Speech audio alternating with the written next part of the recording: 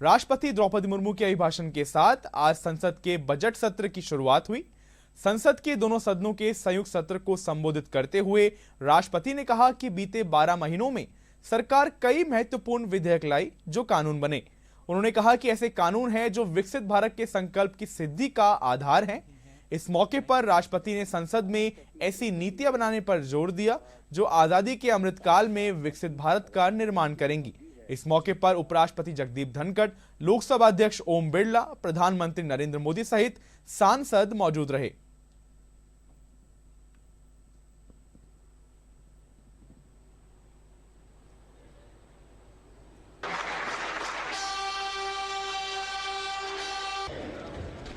माननीय सदस्यगण, सभी का नमस्कार।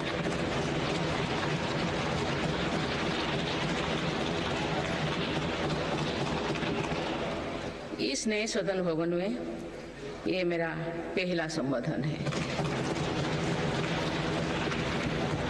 आज की अमृतकाल की शुरुआत में ये भव्य भवन बना है।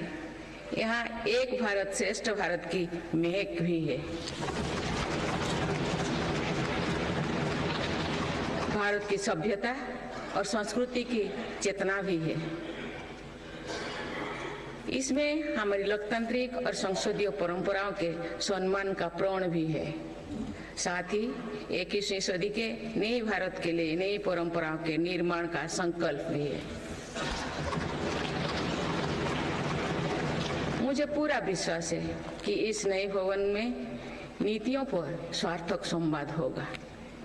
ऐसी नीतियां जो आजादी के अमृत काल में विकसित भारत का निर्माण करेगी।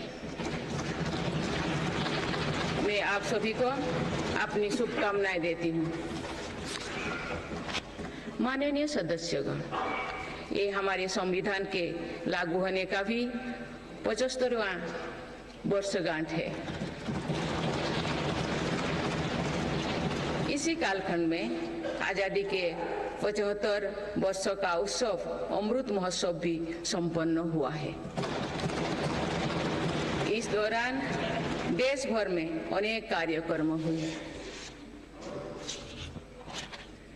देश ने अपने गुमनाम स्वतंत्रता सेनानियों को याद किया।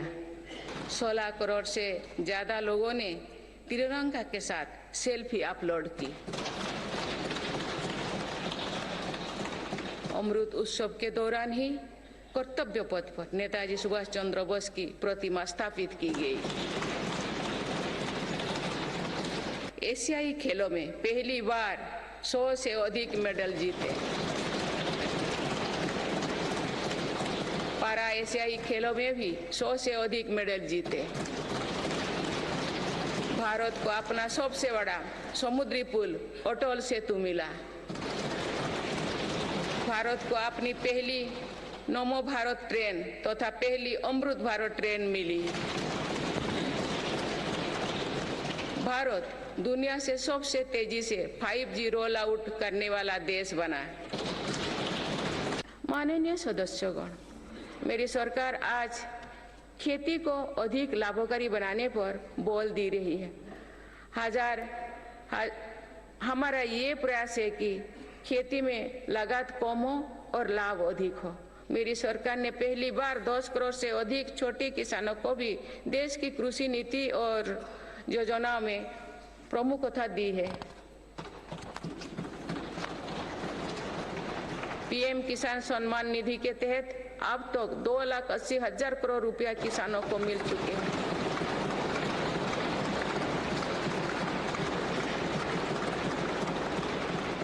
सालों में किसानों के लिए बैंक से आसान लोन में 3 गुना वृद्धि की गई है। प्रधानमंत्री फसल बीमा योजना के तहत किसानों ने 30,000 करोड़ रुपया प्रीमियम भरा। इसके बदले उन्हें 1.5 लाख करोड़ रुपए का क्लेम मिला है। पिछले 10 वर्षों में लगभग 18 लाख करोड़ रुपया एमएसपी के रूप में धान और गेहूं की खेती करने वाले किसानों को मिले हैं। ये 2014 से पहले के 2 सालों की तुलना में 2.5 गुना अधिक है।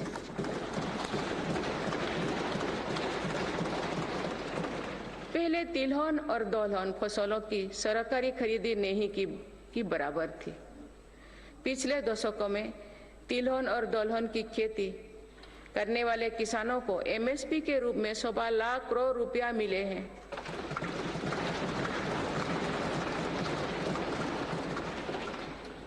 ये मेरी ही सरकार है जिसने पहली बार देश में कृषि निर्यात नीति बनाई है।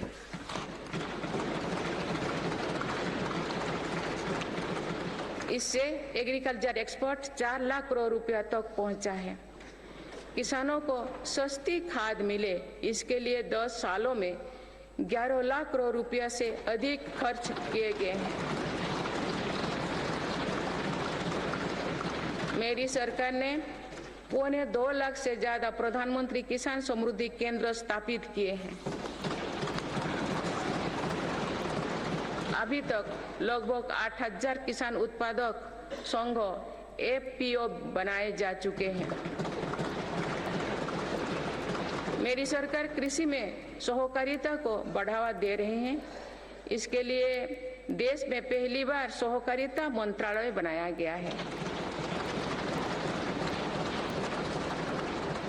सरकारी क्षेत्र में दुनिया की सबसे बड़ी अनाज भंडारण योजना शुरू की गई है। जिन गांव में सहकारी समितियां नहीं है, वहां 2 लाख समितियां बनाई जा रही है। मत्स्य पालन क्षेत्र में 38,000 करोड़ रुपया से अधिक की योजनाएं चलाई जा रही है, जिसके कारण मत्स्य उत्पादन पिछले 10 साल में 95 लाख मीट्रिक टन से बढ़कर 175 लाख मीट्रिक टन यानी लगभग 2 गुना हो गया है।